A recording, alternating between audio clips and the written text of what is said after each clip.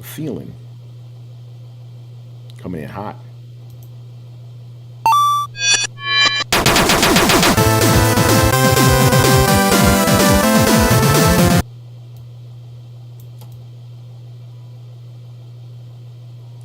Yo, what is going on, people? Welcome to Throwdown Your Questions, episode 478.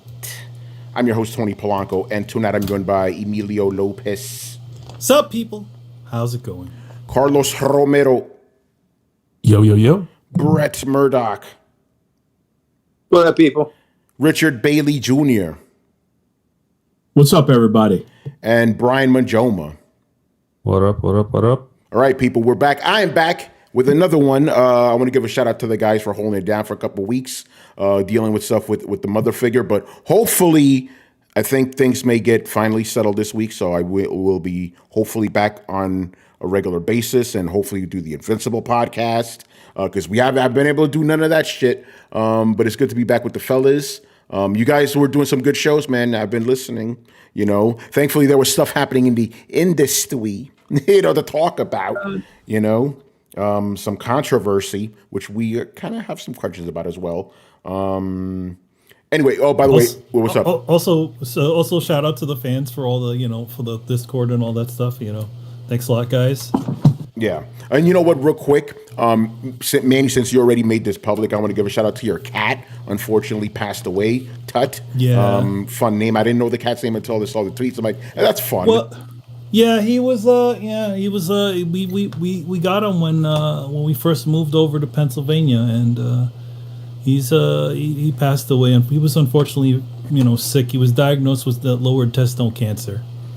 Oh, man. And we'd been going through the month. We've been going through a lot. Went to doctor visits, and it started when he was sneezing and all kinds of stuff. And they gave us steroids to give him to try to at least try to shrink the growth inside of him. And it's very painful. Just seeing him like losing weight and not being able to get up. And on Friday he just wasn't good. Man. I mean he did manage to muster, like for a few days he had been sort of laying around and stuff and very little movement, limp almost. And on the last day, they say when someone passes away or is about to pass, they give that one bit of energy. And he hadn't run to the door whenever we would come back from, going to the store in a long time. And that one day, Friday, he came over, he ran to us like he used to. But then after that, he was just limp. And so late Friday, we had to take him in. He passed away in our arms. Yeah. So condolences, part of the family too, obviously. Yeah. See, I mean, him in the background, you see, the chair over here, that's where he sometimes would sit. So we're still feeling it here, It's just having him around and just hearing him, Again, he's been here as long as we have, and Yeah. All right, man. So I had to do that, and without further ado, I don't know if I said this already, but Chris will be on a little bit later. Hopefully, the daughter's awake and apparently active. Man, kids. I feel like that. I mean, I don't know. I mean, I've never. But then again, like, I feel like when I was little, I don't think I've ever had that much of a battle when it came to falling asleep with my mom. But then again, obviously every kid is different. Yeah, every kid's different. Yeah. Yeah. All right, man. Let's get into it. Let's start off with Mr. Mob Hits here. We got to talk about this game. Is the Stellar Blade demo worth the hype?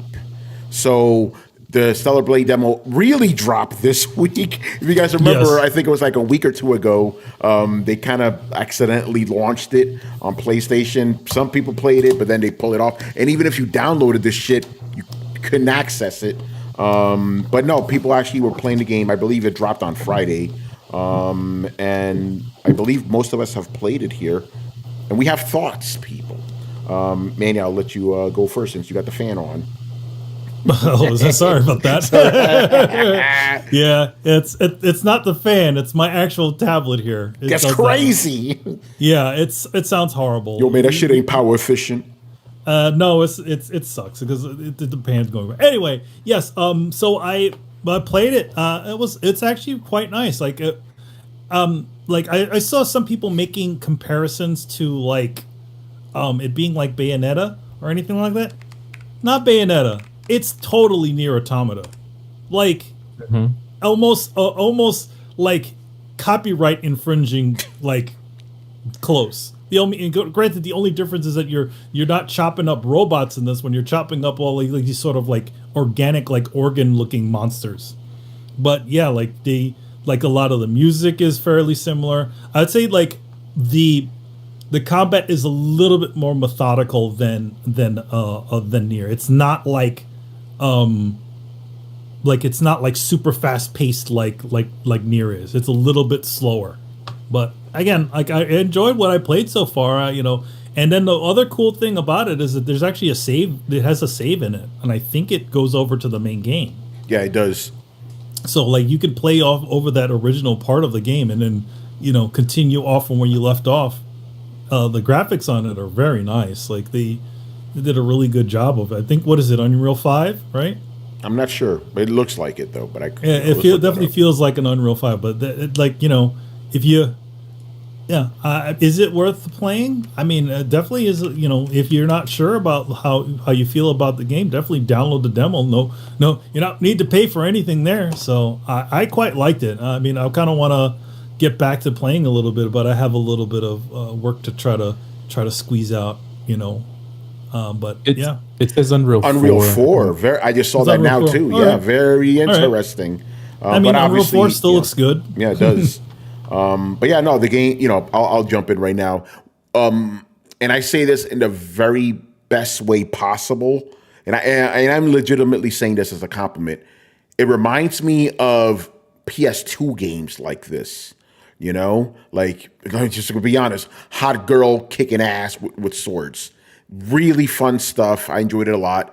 But at the same time, it's a modern game, not just because of the graphics, but because I'm like, okay, this combat is very Souls inspired, if you know what I mean. Like, there's literally a place where you rest up and all the enemies spawn back. It's like, okay, I see what we're doing here. And that's why, as Manny said, the battles are more methodical, because since it is a little bit more Souls-like, it's not exactly like it. Like, one-to-one, it's not as difficult, I would say, but it is borrowing that ethos where it's more about like, think about combat, think about what you're doing. It's not just about smashing the fucking attack button and winning. Enjoyed it. Yeah, the graphics are dope. I will say my only complaint is I like the other homegirl better than Eve. Tachi. Oh, Tachi? I'm like, the one in the black suit. Yeah, I'm like, she looks fucking dope. I mean, you know what? I mean, you know what they're doing though. It's like it's like they give you the really cool, awesome, like, side character to sort of essentially be like what you could aspire to be. Yeah, that's but I want that outfit, I mean, to be honest, they're probably going to give you that outfit with the amount of, like, they give you a bunch of different outfits. Like, well, they don't give you, but like, there's a bunch of different outfits that are going to be in there. So I'm sure the fact, like, you probably can, the way they treat the outfits is like armor. So I'm sure you'll eventually get something cool like the that. Outfit, the hair, and the face. Because like the girl I like that model. Looks the character model looks, in my opinion, better than Eve. I mean, Eve feels definitely Eve feels a little. She looks good. Don't get me wrong. She looks. Yeah, you're right. The innocent part. She feels a little bit innocent compared to that character. But I think, I think eventually you become sort of like, you get to become the cool, right? Yeah. One thing I did notice on the options menu. So if you don't like that ponytail that she's got, that crazy long ponytail that she has. You could literally turn it off. It just has a short one. Which is kind of fun. That's crazy. Maybe it'll improve the frame rate. Excuse me? Running the Tress FX. The Tress FX, oh God. I'm fixing my shit here. Carlos, what did you get to play? What did you think? Yeah, I played a little bit of it. I do agree. I mean, graphics wise, I mean, aesthetic wise, it kind of looks like a Devil May Cry game. In a way, not like the new one. The new one's a lot more stylized. But it plays like Nier with a little bit more, like Tony mentioned, sort of conscious combat. Like it does. They're making an emphasis on parrying and stuff like that, but the parrying isn't that difficult. No. At least No. from the demo. Even for my ass, it's so- not that difficult, you know? No, it gives you. It's not like very Rise of the free- Ronin. It's like, fuck. You know, I couldn't even get It's that very shit right. forgiving. Yeah. And she has like in the skill tree, you could actually make it even easier, you know? Give yourself like a longer window and shit. Go ahead, Carl. Oh, by the way, real quick. This is how much this shit reminded me of Nier. The very intro has a bunch of spaceship battles, right? It's all like CG and whatever, or you know, it's all cinemas. But I'm like, am I going to control this shit? I'm going to start flying around as a ship because remember that's how Nier Automata started. Yeah. Like, I'm like, okay, you guys are just being blatant about it here, you know. Yeah. Anyway, continue. Yeah, it's pretty fun. I'm still not 100% sold on it as just like a full-fledged title. We'll see. I'll see what the response is from, you know, people who play it when the game comes out.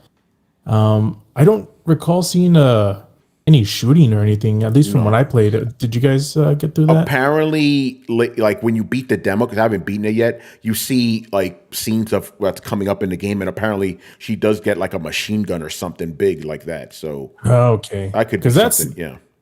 that's something that's pretty, you know, big with Nier, because Nier shooting is just almost as important as the slashing. Yeah, the little pod that shoots. And she has a little paw too that She follows does. her around. Yep. I'm telling you, this shit is blatant. And You know? and it talks to her all the time. She, you know, it comments on things, you know, because Yeah. it has this time. Granted, it's more like, you know, like 9S, you know, kind of like in the pod, Yeah. like you just sort of, hey, this is something here. Oh, we need to do this, like usual stuff like that. Yeah. Yeah, and there's actually a little bit of what's it called, traversal. What do you? I can't think of the genre name. Platforming. There's a little bit of platforming too, which was kind of surprising. So yeah, I mean, there's some cool stuff about it. I hope it's good. It's one of those games. But when just from this demo, I feel like I'm like, this is like one of these games that I would love to play at $50. But we'll see. We'll see. It might be better than the demo even gives it credit for. So we'll see when it comes out how the reception is. Yeah. Rich, did you get to play the Stellar Blade demo? Yeah, so I actually completed the demo about 10 minutes before we actually started recording. Nice. That's a professional right there, you know? Yeah. So I guess you already pre-ordered it too. Well, we'll see. I mean, I will say this. I do enjoy the game. A lot of the things you guys already mentioned, I think it looks good. I really like the soundtrack. The music in the game, I like that music. Once you do get to that end of that demo where you fight there is a boss battle. Yeah. After that, like you said, Tony, it does show different shots of stuff in the game, and she does have a gun.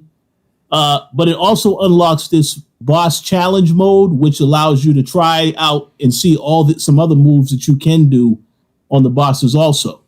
I didn't get to try that for too long, but yeah, what I played so far, I mean, listen, I definitely will get this game. I mean, because what I played so far was enough to convince me, okay, I would like to see more of what they have to offer. But I thought the demo was pretty good. Nice. Brian, did you get a chance to check it out? Nope. All right. Brett, did you get to check it out? Dude, I've been playing Dragon's Dogma. Fair enough. Oh, good. I have two people I could ask about that then. All right, so that's what we think of Stellar Blade. You know what? I'm gonna jump kind of ahead to the next question, then we'll come back to another Mob Hits one. Villa Kyle asks, "What do you guys think about Dragon's Dogma 2?" Oh, so let's jump right into that. Brian, I'm going to you first as our resident Dragon's Dogma expert. What do you think of it so far? It's a very dangerous game to play. I spent 5 hours playing it and I didn't even notice the time, and I felt like I did nothing. It's an amazing way to suck in time. It's, oh my gosh, you just get some of the most random things that happen in like the game. I had this one mission where I just had to go to 3 random locations and kill 3 different mobs of enemies. Sounds simple enough, right? But no, in that time frame, what was I doing? I managed to kill 3 ogres, 2 cyclops. I got attacked by 2 different griffins, a bunch of goblins, bunch of hobgoblins, bunch of saurians. I died like 7 times to the ogres, and the whole thing took like 2 hours for like one mission, just because of all the random crap that happens midway and all the random dungeons you come across and the stuff that happens in those dungeons. And it's just, oh my gosh, it's the exact same feeling I had with the first game. It seemed like this is, well, it's ironically just more of the first game, and that's really good. Nice. I'm finding it hard to stop playing, but I kind of have to, just to pace myself, because I can feel myself just getting sucked in and easily just spending like hours and hours and hours just playing. And some of the stuff you come across, I'm sure that Brett has his own stories, but some of the stuff that I've come across have just been beyond things that I even expected to even happen sometimes. And then I went online and started looking at other people's clips, and they've had some stuff where things just happen. You know, I mean, for once, I was fighting this ogre in the middle of nighttime, and ogres have this ability. Well, I say ability. Ogres tend to do a lot of drop kicks, because why the hell not? And so I was fighting this one for so long, and then it drop kicks itself into like the river and then dies. It's so random. I spent 2 hours trying to fight a drake. Oh my gosh, drake fights have just been, I don't know if they've been improved or under-leveled, but they are something else. It took, I think, 11 tries in total to take down this drake, and I just kept coming back and coming back and coming back, because my save point was literally at the footstep of the drake. So I'm like, I'm not going to go until it dies, regardless. So I kept fighting it, started learning the patterns, learning the movesets. My pawns were dying left, right, and center. And in the final seconds, everyone else was dead. I was the last one alive. I had no healing left, had no nothing left. And I was like, I have to just push now, because if I don't, then I start the whole thing again, and I don't want to. I'm so close. Did Evital help? No, he actually died first. Which is Let's go. He did his That job. bitch. Oh, Brett, I have stories with him. Don't worry. It was like the final couple of seconds, everyone else was dead, and I was like, I'm just going to just wail on this guy's tail, and he was casting. Okay, I don't know if Brett has gone. Brett, have you fought the Drake yet? Maybe? No, It's the dragon. It's a dragon. I don't think so. Not anything other than like the flashback. Okay. So I'm not going to tell you what move he uses, but he was using a move that was devastating, and I seen that coming out, and I was like, I have to just go for it. So I started chopping his ankles and did my spin move, like my Sonic move, and it finally went down, and oh, I felt so tired afterwards, because it was just hours of trying to cut down this thing, and it finally goes down, and it's well worth it. So yeah, Evital, I changed him, so now he's a warrior instead of a ranger, because I felt we needed a tank, because we had no tanks. So I thought, okay, Evital becomes a tank, hence why he died first, because again, being a tank, that's your duty, and my mages were just useless. I don't know why. I need to sack them. Yeah, Evital is amazing. He does the funniest things. So because he has a greatsword, there's like 2 main moves that he does that I love. The first one is just a wide batting swing where he just swings it from, I think, the left side from the right side to the left side, and just swings it round in front of him. Now, as a thief, I have this ability where I'm basically Scorpion, so I can just shoot out a rope with a hook on the end, and then just pull whatever it catches towards me. So usually I do that for goblins because I just get sick and tired of how they run away. So I did that at the exact second Everall was doing like his wide swing, and it connected, and it was such a great moment because the goblin is sent hurtling towards me. Everall is standing in front of me. He swings, and the goblin just flies away. And I was like, "This is exactly why I love this guy. Like, this is exactly what we need." Another really cool move that he has is basically it's a Shoryuken, but with a great sword. I don't know how that works, but it just works. So there's been times when there's been wolves or harpies or goblins, and then he does that move. He sends them flying in the air at the exact same time that I do my scorpion move. So Everall sends him in the air, and I pull him back down, and I assassinate him. It's just such a winning combo. And finally, just to wrap it up, I taught Everall possibly the most powerful move in the game. And I don't know if you're ready for this tactic, Brett, but be very careful, because once you learn it, it's very hard to go back. The tactic is, you stun your enemy so that you can pick them up, and then you grab them and you throw them over a cliff. That sounds like so much fun. Have And you your seen? sorry, and your pawn can actually learn that move, so they'll start doing it. So now that's what Everall does. So it's just the funniest thing, because then it'll be me and him just like studying like a goblin and then just throwing them both off the edge at the same time. It's like, So yes. here's one that you can do.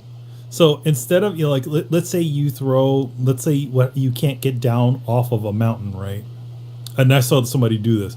So what they did was they took their pawn and threw him off the mountain, right? And then what they did was they shot a healing arrow, which instantly healed him, right? While it was on the ground. Then he jumped off, and then the pawn caught him. Brilliant. Yeah, I've seen some crazy things like that. Well, some of the funniest ones is when they fight the griffin, and the griffin just takes off because griffins just don't want any of that.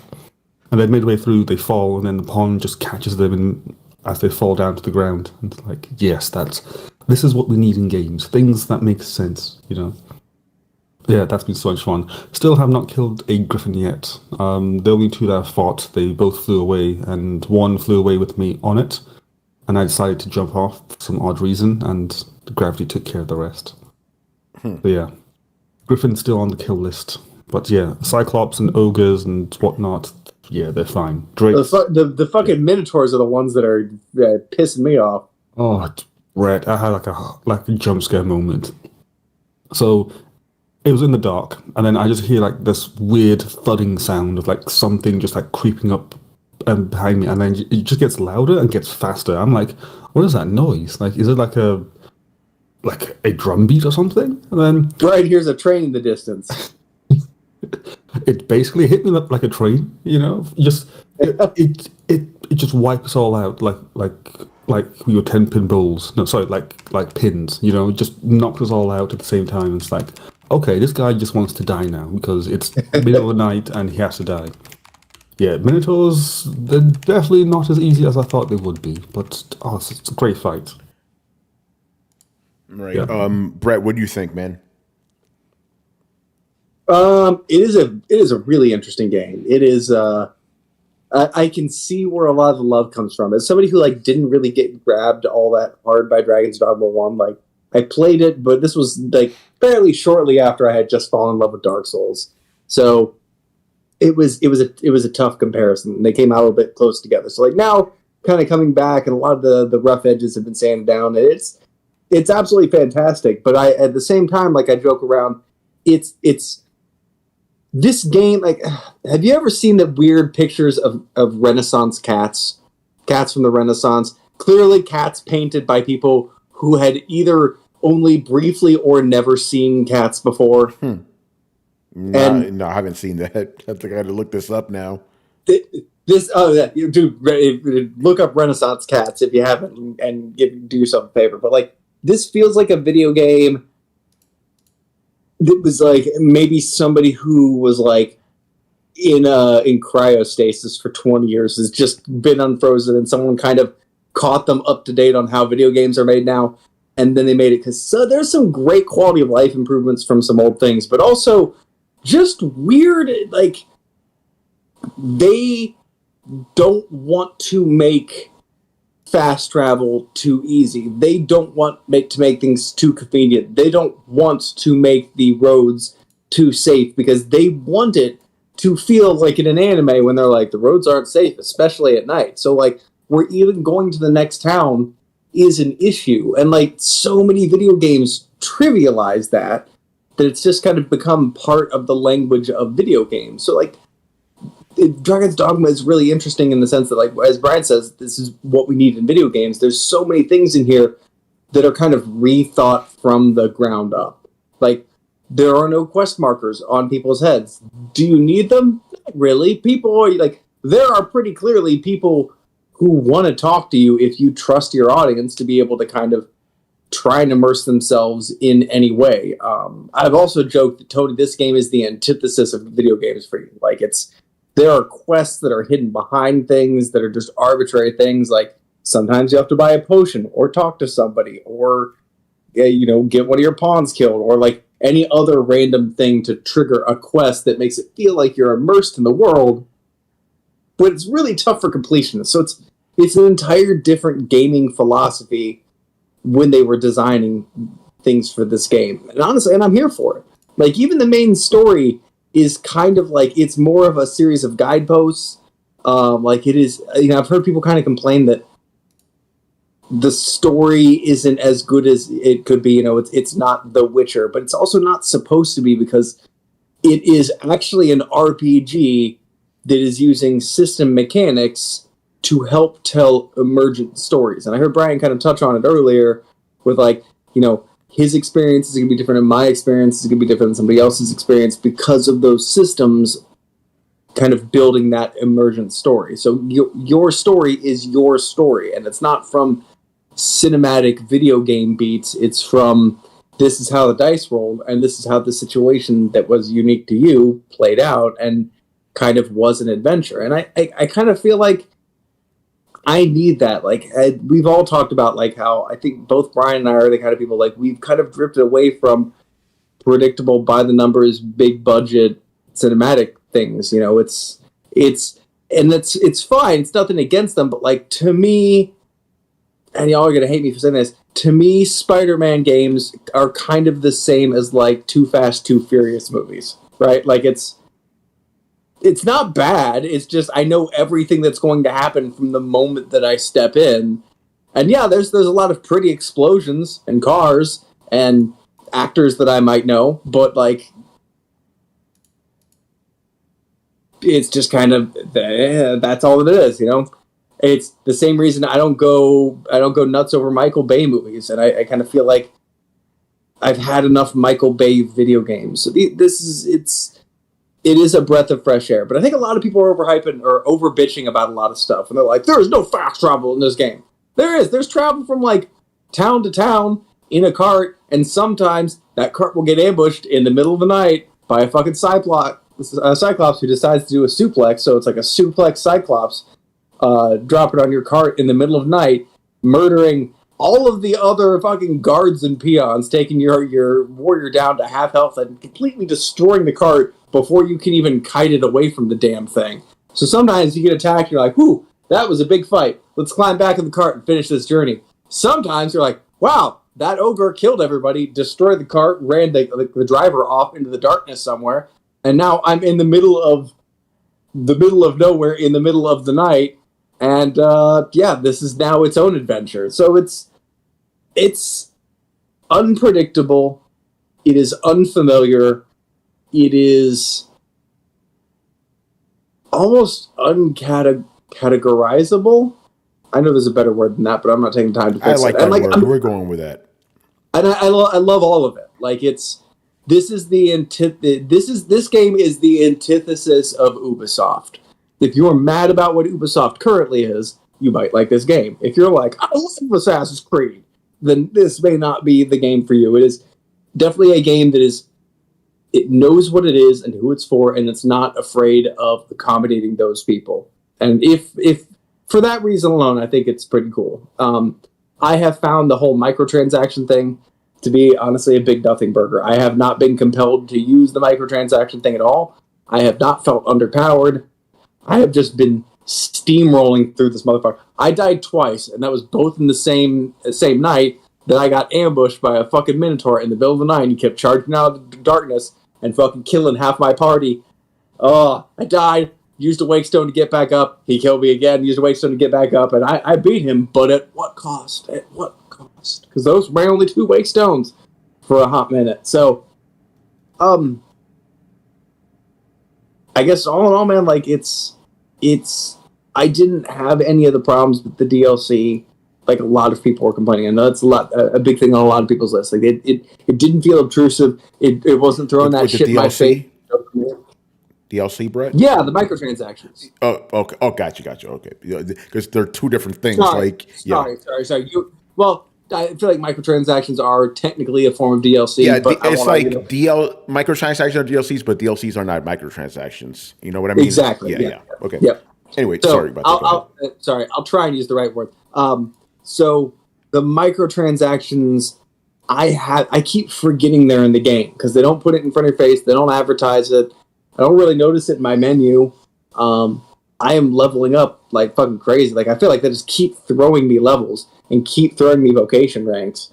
And honestly, the way everybody talks, I was expecting this game to be way more hardcore. So it's not even as grindy. Like maybe it's grindy for like 15-year-old Fortnite players, but I grew up in the we grew up in the old days of RPGs where like you got to grind for 20 hours before you're allowed to move on to the next section of the map. So it's not bad. It's not bad at all. And I can't wait, Brian. But the thing I'm looking forward to is opening up the warfare so I can combine Arcane Trickster and its ability to make guys attack their own allies with the sorcerer spells that just light everything on fire. And I'm going to have a character that just creates pure chaos. Every time I enter the battlefield, everything's on fire and everybody's attacking each other. Yes. I'm just kind of stuck in this place where I'm dreading the fight with the red dragon at the end, because I seen him in that flashback and I was like, he is much bigger and much more detailed than last time, and it terrifies me. Like this guy is almost like a God of War 3 type boss level. Well, boss where the level is the boss. It's massive scale, literally massive scale. So yeah.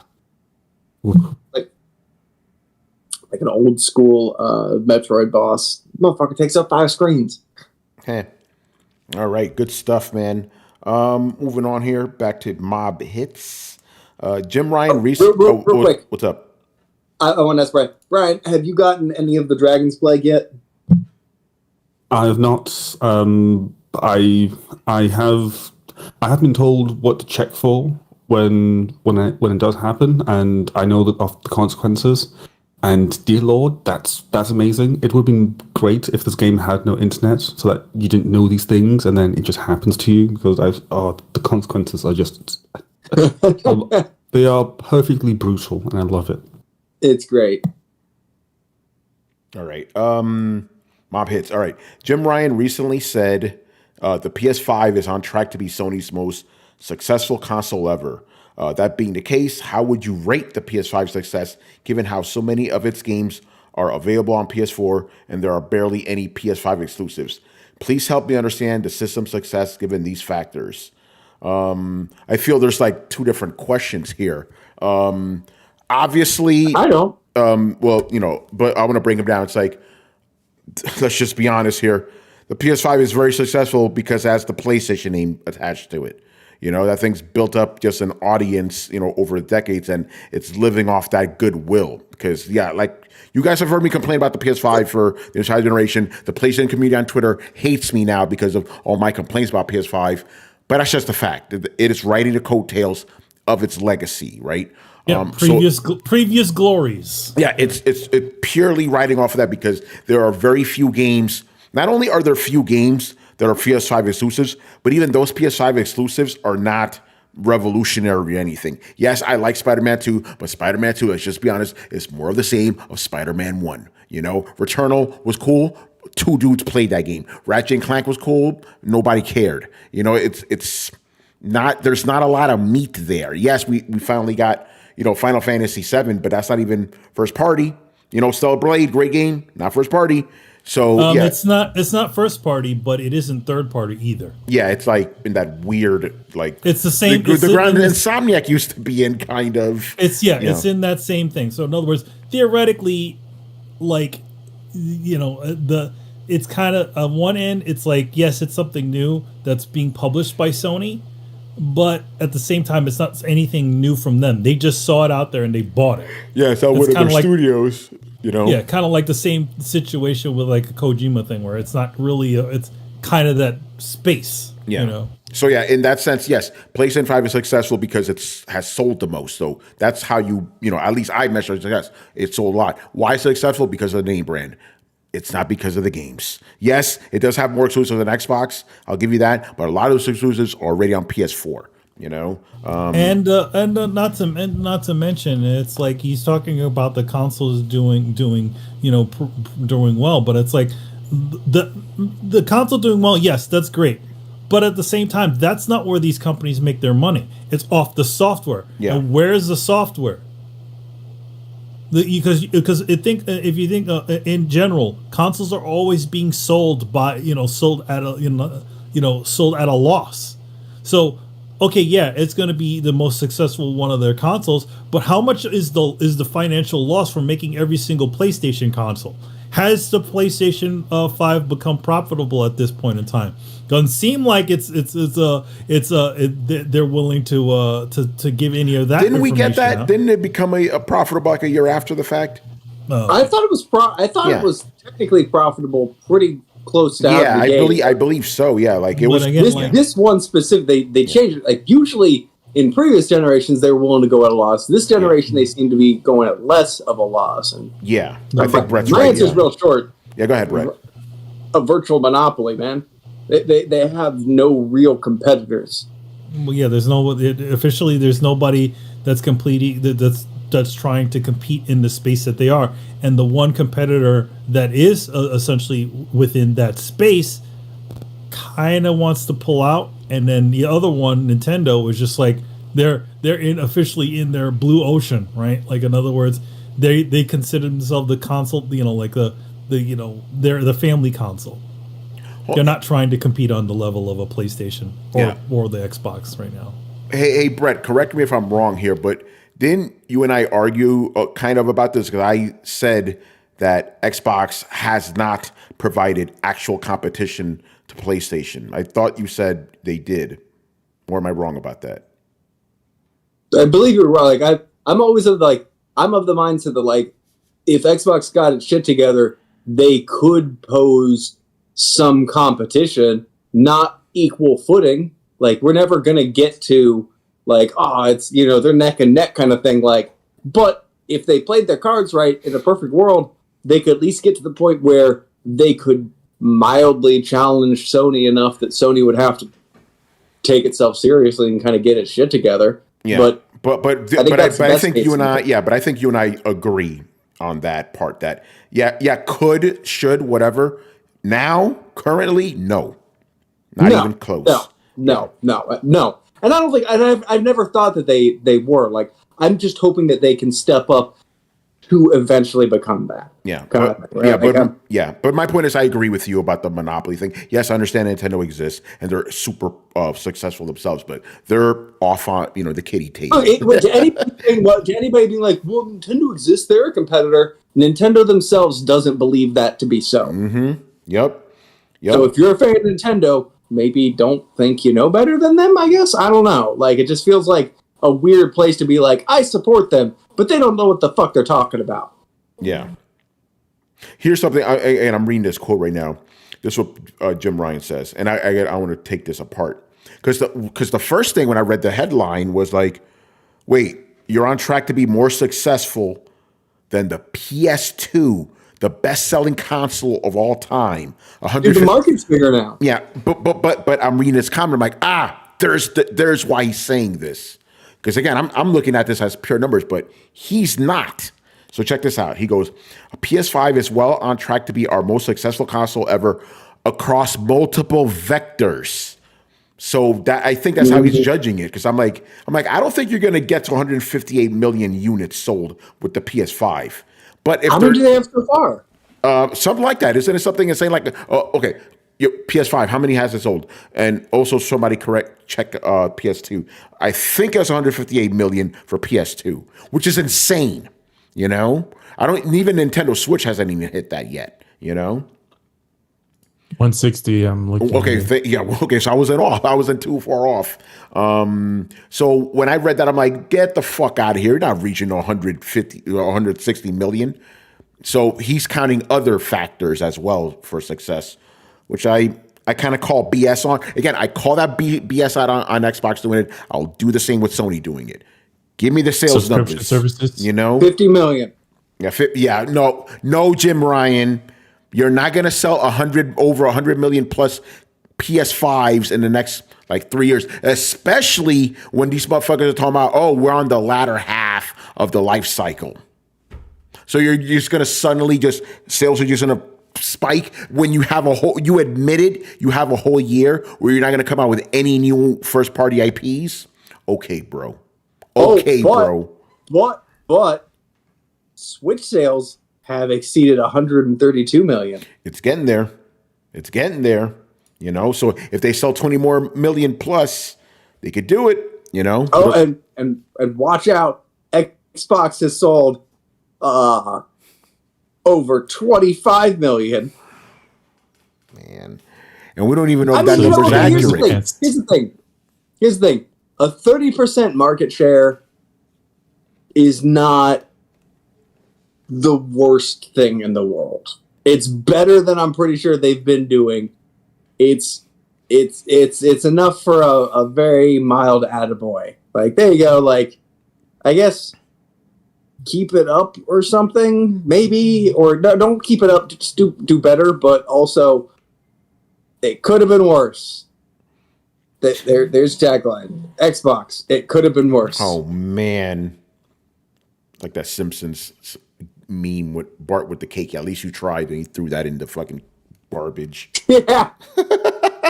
You know, at least they did. At least they did, right? Like with the Kinect, they were not trying. They were just trying to tell you what to do, and everyone's like, "I'll tell you what to do. You can go fuck yourself. That's what you can go do." Which I feel like is the proper response to put the spy camera in your home. Like that makes sense. Yeah. So it's oh shit, Jolly. I feel like they've been trying. Go ahead. Go ahead. I said I feel like they've been trying this generation, so you know, good for you. Jolly Yellow Nerd says Xbox. At least Microsoft hasn't shut them down yet. Fuck. Oh man, shit is crazy right now. Xbox, we're still a company. Yeah, we're still here. But yeah, does anybody else have any thing they wanted to add to why the PS5 has been so successful? No, it's just past glories, man. That's all it really is. It's living off the past of what the previous generations did. The work that the rise up that they did from the ashes on the PlayStation 3, the continuation and further momentum from the 4th generation, and then the slow decline. Yeah. Shout out to Chris who's joining. So now, like apparently now it's just good enough to have something that just says PlayStation on it for people to go out and buy it. Yeah. Which is to be honest, it's like that shouldn't be a thing. If they're not serving up thing, why are people buying consoles? Like, oh well, okay, you're gonna get a marginal upgrade to some of your games. I don't know. But, Stellar Blade looks good. So, at least there's that, right? Yeah, there you go. Chris, so we were just talking about, like, why do we think the PS5 has been so successful? And most of us kind of agree it's like, because it's living off the past glories of, the previous generations. Because PS5 itself doesn't have a lot to offer, objectively. Oh, it's true. This is probably the weakest generation I can remember, and it is because the peak of the mountain is PS2, right? And PS3 was very successful. So, but it comes down from there. PS4 had kind of a weak library, but there was still stuff. I was still giving up. There's some gems in there, and then you get to PS5, and it's like prices are going up. And you're telling me a whole year of this generation, I'm not expecting any new IPs or anything. And what's come so far has been, besides a few third-party games, has been rather lackluster. So yeah, I would 100% agree with that. That it's coasting off reputation, and also Sony has been fairly consistent. I will say Microsoft has a big problem with consistency. They can't even keep their name consistent. Keep something consistent with how you're providing your services, your interface, all this stuff, and they don't do that. And Nintendo is hella consistent, right? You know exactly what they're going to do, but with that, so there's a benefit to that, right? So they have done fairly well. What they need to do though is they're going to run into the same problem Microsoft is running into. Is like you have to provide software. You only coast so long. You had a big wave, but that wave is going to ebb out, and then what do you have? So you better start producing some new content. Yeah, pretty much. All right, Rich, you have any thoughts on this?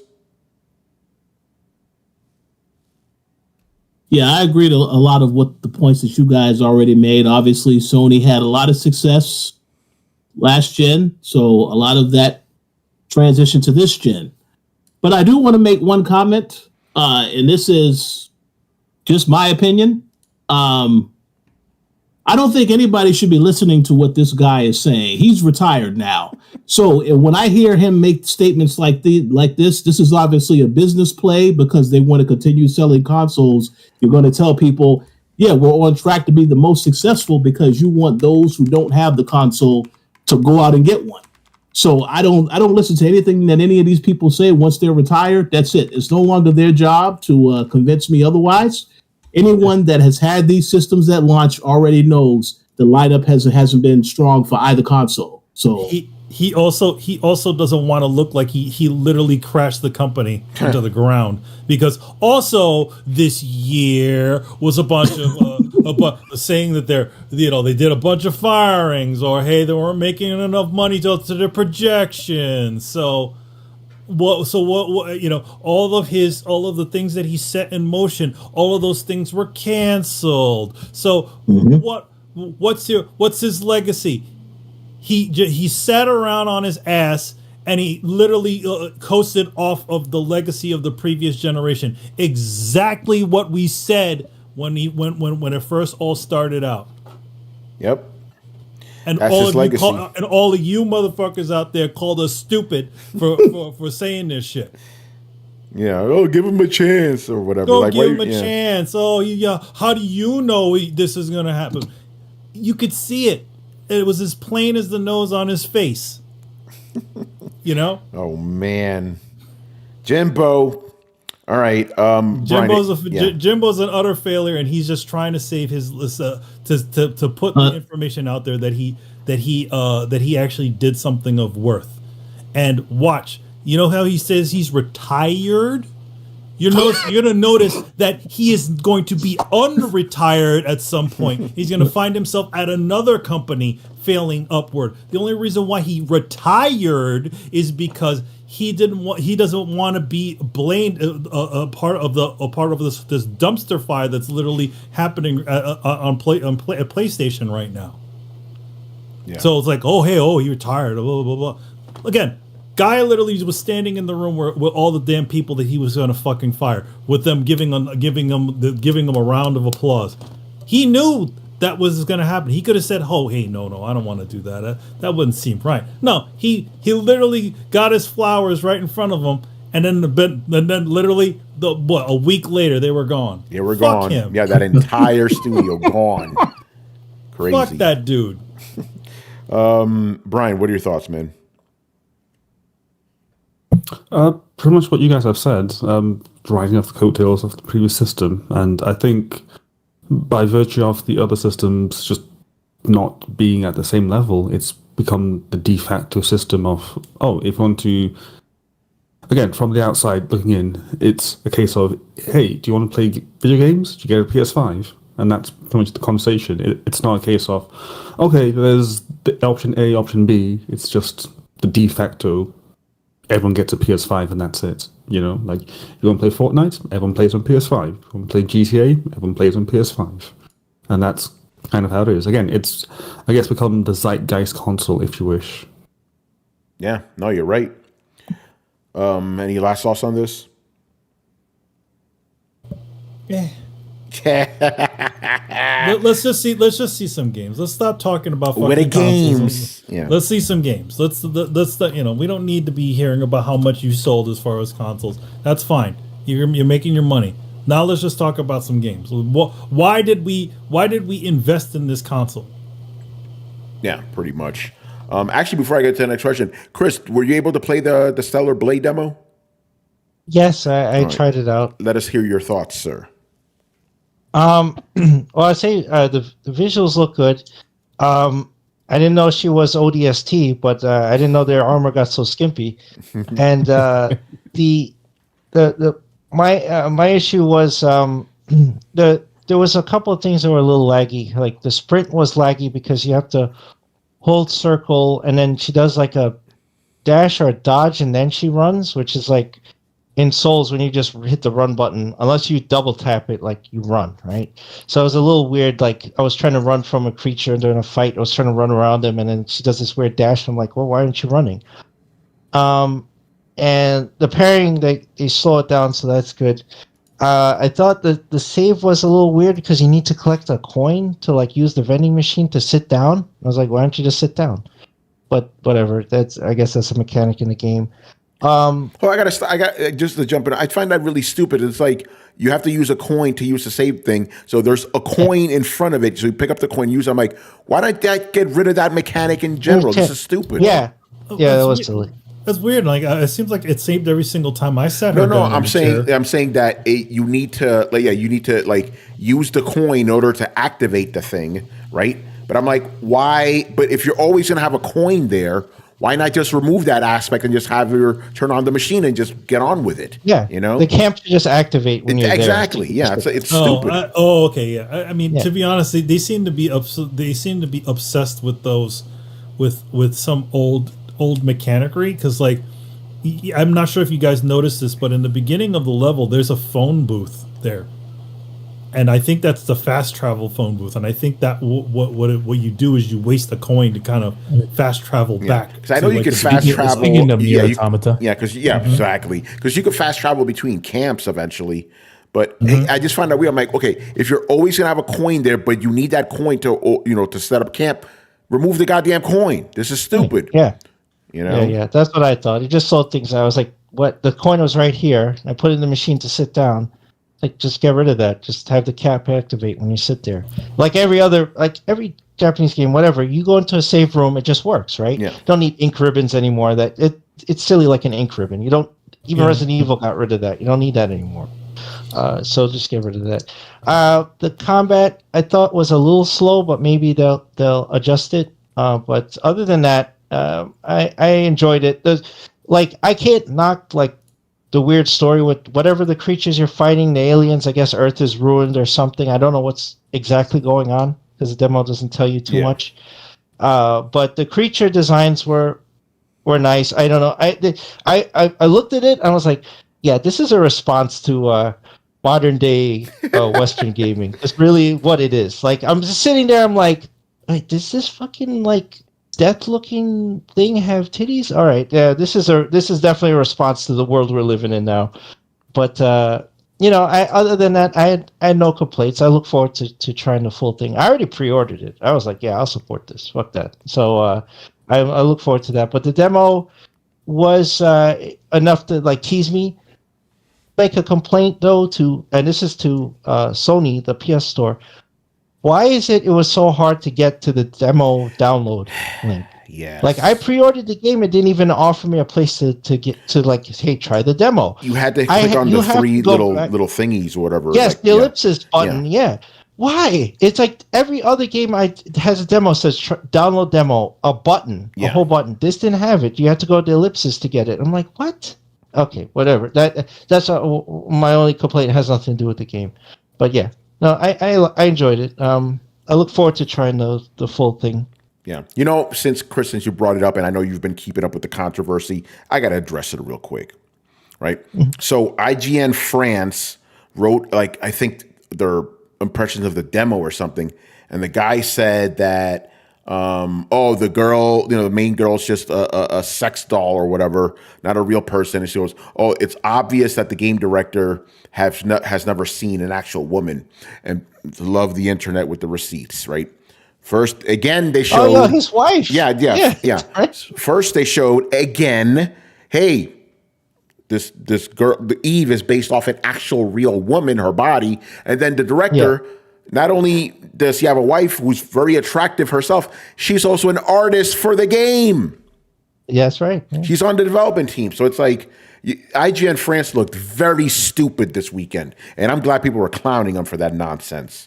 Like, it's obvious. And then you saw a picture of the dude. I'm like, I think maybe you're the one that hasn't seen a woman before.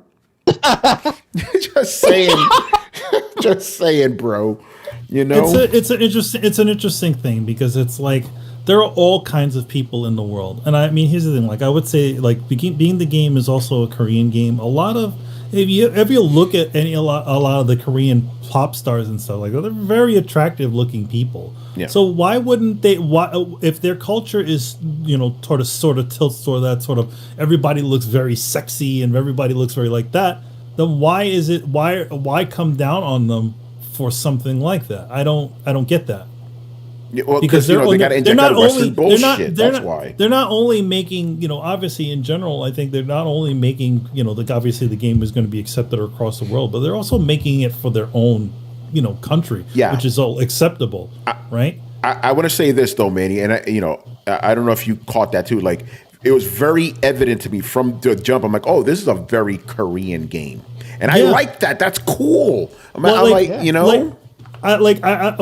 about nobody brings up the fact that the lady kind of looks Asian. All the main characters look Asian in that game. Like they're not even like manga. Like they're not even like manga. I mean, granted, they're a little bit stylized. Their eyes a little bit big. It's like they feel like Asian characters. So it's like nobody brings up the fact that they have like obviously looking Asian sort of characters in their game. Yeah.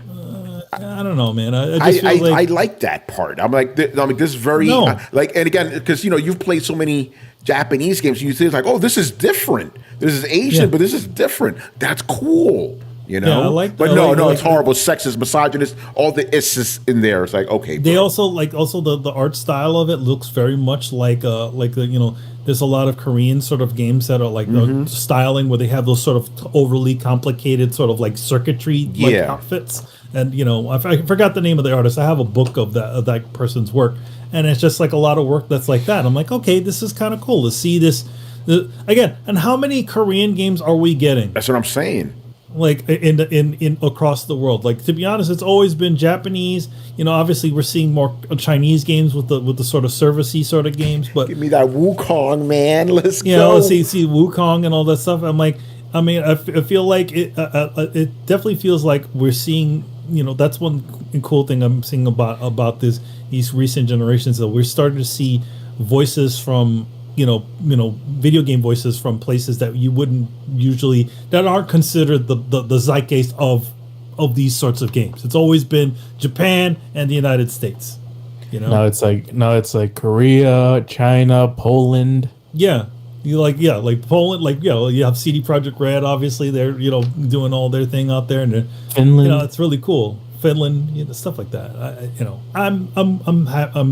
I'm glad to see it. I'm glad that it's something new. It's not a fucking sequel of something, So yeah, Celebrate's dope. GZR asked me. He goes at Tony specifically. If Stellar Blade admires women's bodies and it is seen as a good thing, did you disagree with what Fat Princess did? Made fun of women's bodies. I don't think it made fun of women's bodies. I think it made fun of fat people. Yeah, made fun of You didn't have to go woman for that. Also, fat princess. You make her fat. You make her fat, yeah. You don't like. In other words, she doesn't. You couldn't start make a fat. game like that now. I'll tell you that with all this You body make positivity her, bullshit. Make her fat. Yeah.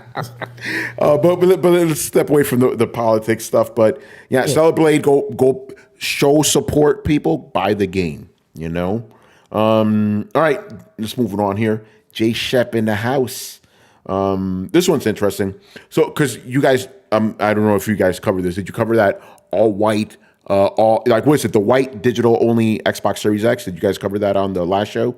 Oh no, we didn't see that one. Anyway, no. so that's a thing that I just learned about. That's coming out. Anyway, he goes, which console will sell more, the white digital only Xbox Series X or the PS5 Pro? Probably the PS5 Pro for the same reason we mentioned before: name recognition. You know, it doesn't matter. It doesn't matter. It's just the name recognition. Even if there's nothing that takes advantage of the PS5 Pro, that's going to sell more than this Xbox thing. And we have a question related to this, by the way, later on, from Cuban Boss. You know what? Let's jump right into it. But before that, Cuban Boss says, "I wanted to wish each and every member of the cast a happy Easter and hope you all had a good weekend." Thank you. Yeah. Happy Easter. Thank you. Likewise. I don't celebrate, but thank you. Which was kind of an interesting thing. Yeah. Thank you. By the way, it's an interesting thing during the weekend. I was with my family and stuff. They're all fucking Catholics, and like on Friday they weren't allowed to eat meat. And they were like, "Tony, what are you eating chicken? What are you doing?" I'm like, "Remember, I don't believe this stuff." And then they even add, the usual. Actually, but because I'm slick about this shit. Like my mom, she'll just like, "Fuck that religion is stupid." Blah, blah, blah. So one of my aunts goes to me, "Tony, okay, if you didn't think Jesus was the Son of God, what'd you think?" And I was like, "Hold on. Do you want me to answer this honestly? Because I do not want to offend anybody." And they were like, "No, it's cool." But I asked beforehand, because I'm not going to just jump in and be like, "You guys are all crazy," But I didn't do that either. Anyway, let's get into it. Where we are. A guy hit something on my keyboard. Did I mute myself? No, I'm good. Cuban Boss. In Rise of... This one's fun. We should have Riku on for this one. In Rise of Ronin, I'm currently trying to collect 100 cats, and I've collected 65 so far. Do I have to collect 100 trophies for 100 cats for a bronze trophy? These games need to tone this shit down. I'm forcing myself to get the platinum because I paid $70. I never wanted to do this trophy. I never want to do this trophy again. So my question is, what is the most you'll tolerate for a platinum in a game? Just real quick, I looked it up. You get a silver trophy for collecting 100 cats in that game. I can't believe we're still doing those type of fucking trophies in 2024. Yeah. We're with the pigeons and shit. Yes. And remember the fucking foxes in Ghost of Tsushima? Yeah, but that was at least okay. Man, now fuck those foxes, man. I'm tired. That's all I had to do to get the platinum, and I kept going. Oh, now I'm going to this side of the island because there's more foxes here, and I'm going to this side of the island. So I was, one more of those damn foxes, and I was gonna be done with it. Yeah, go ahead. Well, I understand that complaint, Carlos, but we can at least come to one agreement. Ghost of Tsushima, way better game than Rise of Ronin. But yeah, with the comment I was going to make is to answer the question is, if it's a game that you really like and you want to explore every avenue of the game, then I think you will definitely be compelled to get the platinum. That's how I felt about Ghost of Tsushima. And yes, it did take some time, but it was well worth the time. I did feel satisfied afterwards. So I think it just depends on the game whether or not you are you want to try to you enjoy it that much when you want to get everything it is to get everything that you can get out of the game. Yeah, I mean, obviously you guys know my history with the trophies. I used to be a platinum hunter hardcore, but it was almost 10 years ago too. Like I kind of got away from that because I was literally just like, no, I can't go on to the next game before I get the platinum. So I got away from that. And generally that's how it is. I'm like Rich. I'm like, I get the platinum if I really enjoy the game, and the platinums aren't too fucking insane, So with this, what I find interesting is he feels compelled to get the platinum because he paid money for his game. That's something I've never had. For me, it was more like, I have this game. I need to complete it. The money aspect was never a part of it, but I could see where he's coming from. But yeah, my answer is I don't have a tolerance. If it's bullshit, I stop. Simple as that. You know? Yeah, I mean, like the way I always saw like something like that is if my ultimate completion is getting all the things within the game. Sometimes that doesn't always mean getting the platinum, and a lot of times it doesn't mean doing the platinum. But I always feel like, for me, if I really enjoy a game and I got all the different things that I wanted to get in the game, I feel like that is a completion point for me. It doesn't need to be about the trophy. Yeah. All right. Anybody else want to jump in? Trophy hunt. Yeah, he don't trophy hunt. Chris, I know you get platinums, man. What's your take? Oh yeah, I get obsessed. Right now in Pacific Drive, it's pissing me off because I think one of them is glitched. I'm trying to. You have to like edge a storm and like scan an anomaly at the same time, and I can't get it to work. And I tried it like multiple times, so I have to watch a video or something. I'm getting annoyed, but no, I just you get into it, and that game is honestly, I'll say like that's an acquired taste. That game is kind of boring. It's like you're just driving around and you don't really fight anything or whatever. It's just exploring and all this stuff. I like it. But yeah, if I go, I'm like, why wouldn't I get the trophies? It's not like I have to fight a hard boss or anything. It's just like the environment. So yeah, no, I do enjoy that. And Resident Evil, I've gotten like all of them. Some of them are brutal, and I'm just like, nah, I'm getting this shit. I don't care. Brian, what are your thoughts, man?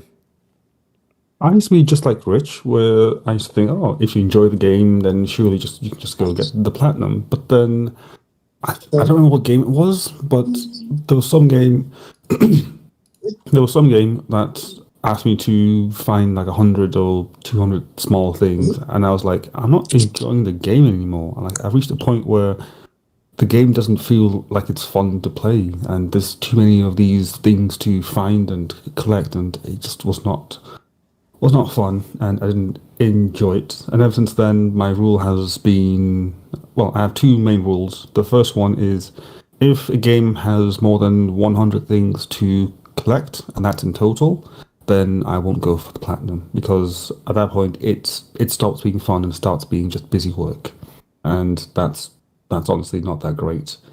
And the second one is difficulty-based trophies, which I know can be contentious to some people, but sometimes the difficulty, it just doesn't make sense and it doesn't make it fun. Peak example is Uncharted. I platinumed the first two games, and honestly, I really didn't enjoy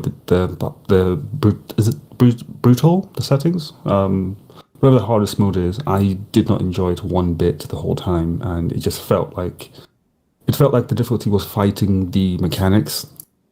And to me, that contradiction just didn't make sense, because when you play it on like normal, you could run, you can gun, you can do like punches and all sorts. Yet you play it on brutal, you can't run and gun. It's pretty much you stand behind cover and you wait, and that's not the same. And yeah, so since then, if the game has difficulty based or collecting 100 things, then just instant no matter how much I enjoy it.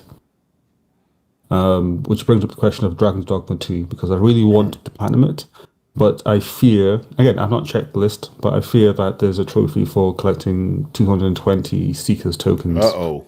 And if that's the case, I might just have to let it slide and say no, because honestly, no, like I'd rather be playing Pacific Drive than collecting 220 tokens. Again, as much fun as I have with the game, is just the thought of, okay, now you go to this place, you go to that place, go to this place, go to that place, just for these 1-2 tokens. It's like, I don't really want to do that. So that's my limitation. Yeah, when it stops being fun. All right, another one from Mr. Cuban Boss. There was talk about the PS5 Pro potentially being the premier way to play GTA 6. However, Digital Foundry recently said the game probably won't run at 60 FPS on either the base PS5 or PS5 Pro. If rumors are true and the next Xbox drops in 2026, which is probably when GTA will drop since we know it'll get delayed, wouldn't the next Xbox technically be the premier console to play GTA 6 on over PS5 Pro? Yeah, it would be, wouldn't it? It would be. Yep, sounds like yeah. it. I mean, if the tips fall as you're proposing, yes, So there it is, man. But I'll tell you this, man. I don't know how much you guys discussed it when I was off, but that Digital Foundry video / article really put a hamper on any enthusiasm I may have had. It's new tech. I was excited, but then when I heard that shit, I'm like, okay. So it seems like the fucking. Oh, we did talk. I was here for that. I was like, seems like the CPU is going to be the bottleneck again, just like it was for the PS4 Pro. Yep. Like, okay, we're going to go through this again.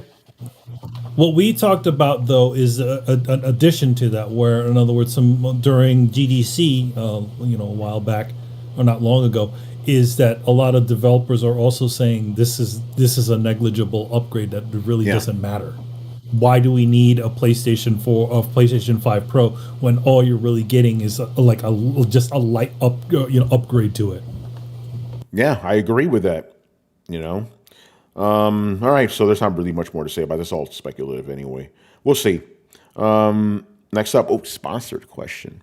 Mr. Romudeth is sponsoring an extra Mob Hits question here. He wanted us to do this for everybody, but I'm not going to do that. It's just too much. What are the best? Everybody? Yeah, for everybody. He wanted 5 answers from each of us. Like, bro, no. So we just shoot shit off here. What are the best sequels of any generation? So, Mega Man 2, obviously. Mass Effect 2. Mega Man X. Mega Man X, The best sequels. Resident Evil 2 was pretty good. I mean, I would say, if, given the, it's theoretically a reboot, but it's also a sequel. Metal Gear Solid is literally a sequel, but to the previous Metal Gear games. So it is probably the best sequel that's ever been made for for that generation. Yeah, right. I mean, for me, for the 360 generation, Mass Effect 2, Fallout 3 were probably some of the best sequels. Super Mario 3, Super Mario World. Yeah. Jump in, guys. Just jump in. Just throw in random sequels. I mean, just the whole, just Nintendo in general. That's all they do. Super Metroid 2. Which one? KOTOR? KOTOR 2. There you go. Yeah. Anything else? Just throw them in here. Here's the thing about video games. Go ahead. Which one? Can we add Snake Eater on this list? Of course, it's a sequel, technically. This may not be as true now. This may not be as true now as was before. But the thing with video game sequels is they tended to be better than the first because they fixed the mechanics and everything.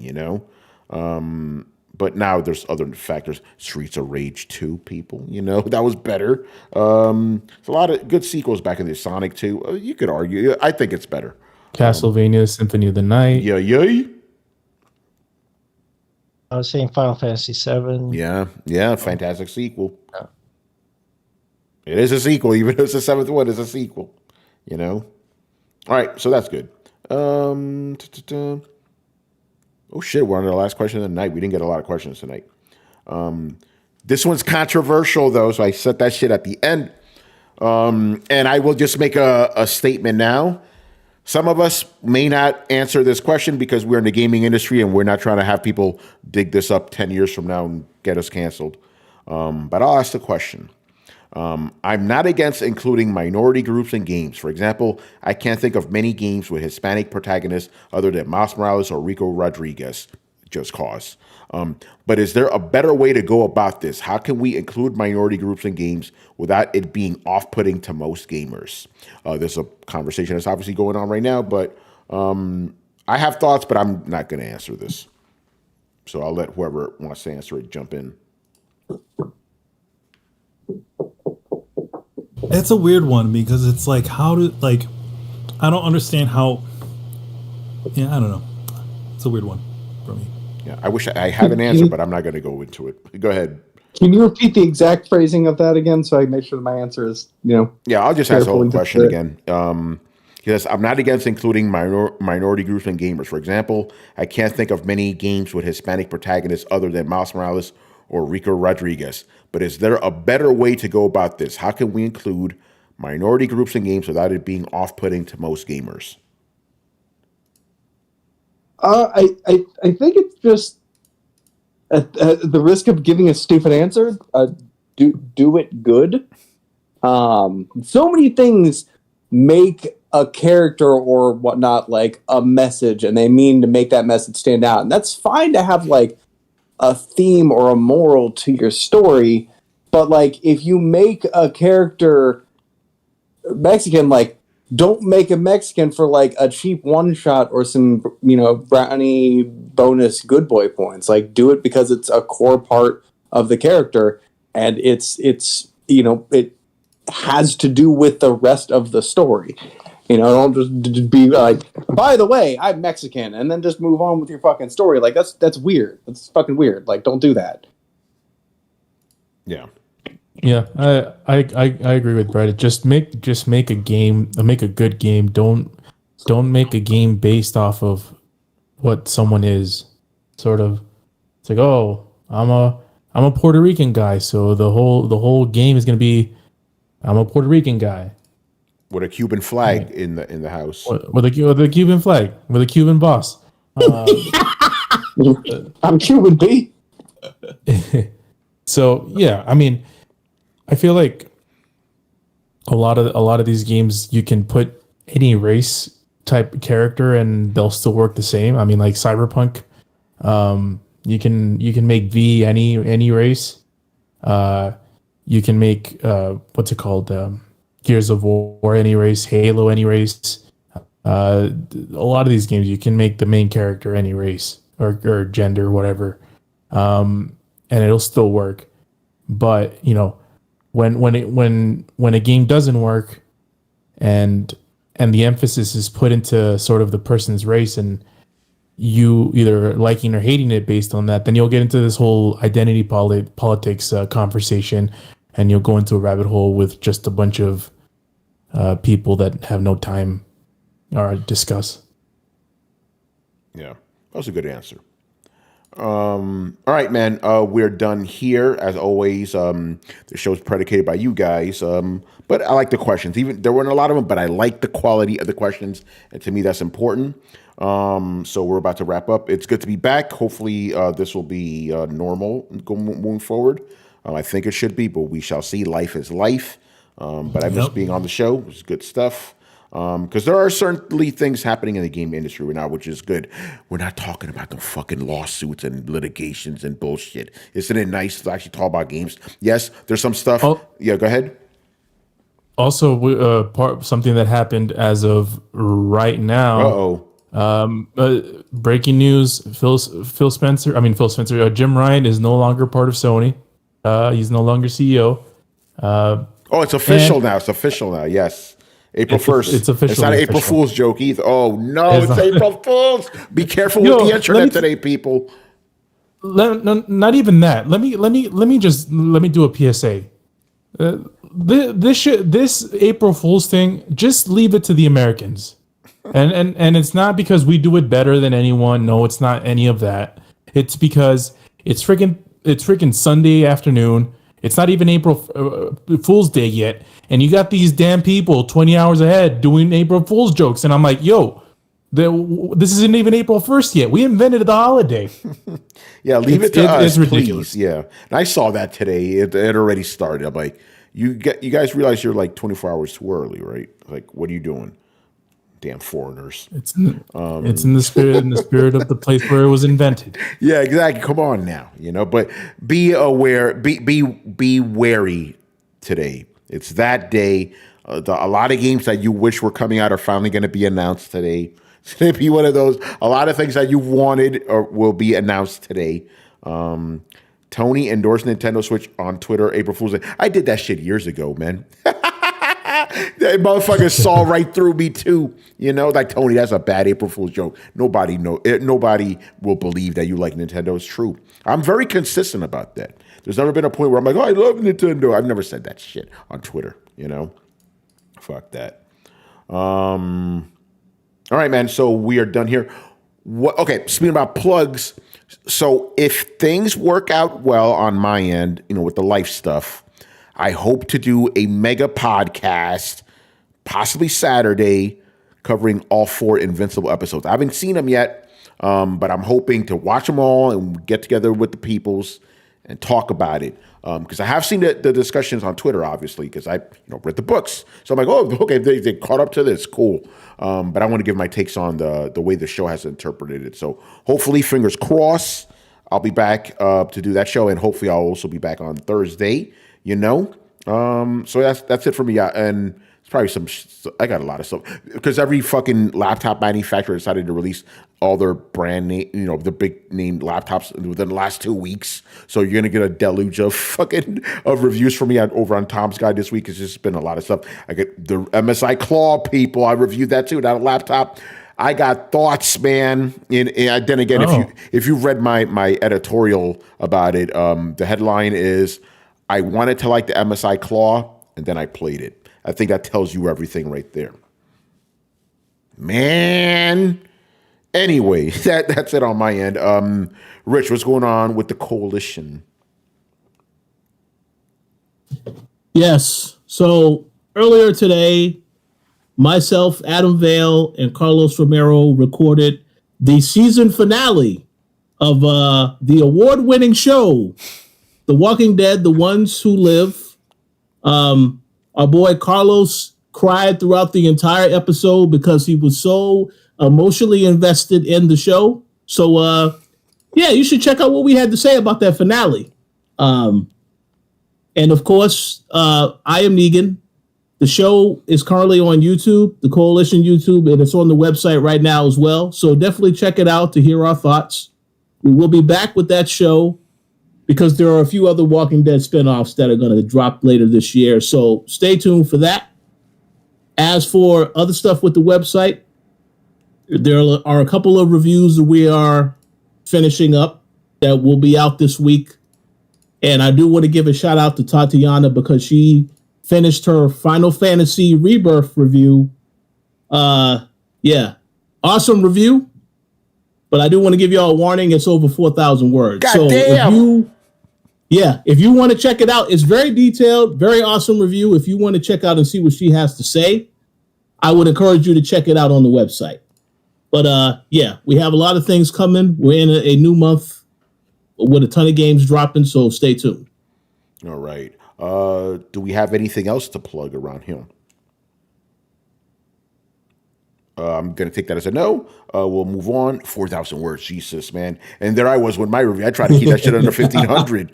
I was like, Tony, I eventually had to go like, okay, just don't go too crazy with this.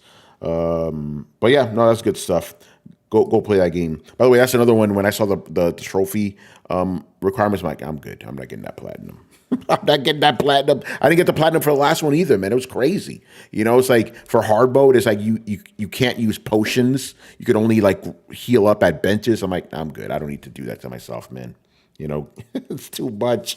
But if you enjoy it, go ahead. And also, if you like Cellar Blade and you want to give yourself a challenge, take her clothes off. And I'm not even joking about that. That's hard mode, basically. I literally not joking about that. that's hard mode for the game because like her, like whatever armor she wears, that gives you an extra layer of armor. If you take that off, no armor for you, Yep. So it's armorless mode. Yeah. So there you go. All right, people, make sure you follow Throwdown on Twitch and Twitter. Subscribe to us on YouTube. We are back, people. You already know. Hit the like, subscribe, the bell, all that if you enjoyed the episode. And obviously join the Discord where the conversations and the rumors are always popping. Shout out to you guys for everything, man. You guys keep it going, Throwdown, we're also on every podcast app on the planet. Throwdown Show. That's 2 words, Throwdown Show. And throwdownshow.com to listen to past episodes. Links to everything down below. Once again, I was your host, Tony Polanco. And tonight I was joined by Emilio Lopez. You're muted, sir. So, see you next time. And also, I'm not backwards. All right. Yeah. Well, again, because I have to flip it on my end. So, like, to you guys here in the Discord, I'm backwards. But to them, I'm fine. You got to, like, flip it. It's weird. Chris Seeley. Hey, take care, everyone. Carlos Romero. Peace out. Brett Murdoch. Brett Murdoch. Deuces. Richard Bailey Jr. Have a good week, everybody. And Brian Manjoma. My bloody pawn just missed the haystack and jumped off a cliff and now is dead. This ain't Assassin's Is Creed. it after all? Can you resurrect him? Yes, but now I need to go down there. Oh shit! Dragon's Dogma, man. I'm loving the video clips on my whole feed right now is Dragon's Dogma and fucking Stellar Blade. It's awesome. And now second one did the exact same thing. I swear. What are they doing, stupid. lemmings, motherfuckers? All right. Anyway, man. Avatar didn't do that. Just saying. He knows how to behave, man. Shout out to everybody in chat. All right, guys. We'll see you on Thursday. Later. Later, guys.